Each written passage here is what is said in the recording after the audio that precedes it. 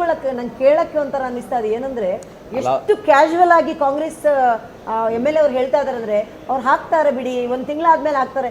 ಏನ್ ಸರ್ ನಿಮ್ಗೆ ಏನು ಅನ್ನಿಸ್ತಾ ಇಲ್ವಾ? ಅಕೌಂಟ್ ಫೈನಾನ್ಷಿಯಲ್ ಇಯರ್ ಕ್ಲೋಸ್ ಆಗಿದೆ March 31ಗೆ, ಹೆಂಗ್ ಕ್ಲೋಸ್ ಮಾಡಿದ್ರಿ?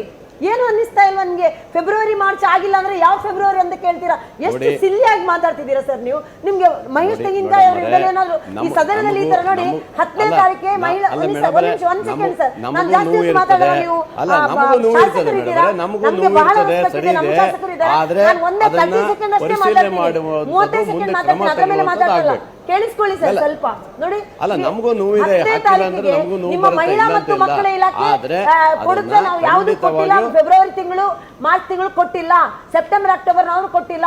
ಇಡೀ ವರ್ಷದಲ್ಲಿ 2025ರಲ್ಲಿ 6 ತಿಂಗಳು ಕೊಟ್ಟೇ ಇಲ್ಲ, ಬರೀ 6 ತಿಂಗಳು. ಇಲ್ಲ ಅದನ್ನ ನಾಳೆ ನೋಡಿ ಮೇಡಮ್ ಅವರೇ, ನಾಳೆ ಮುಖ್ಯಮಂತ್ರಿಗಳು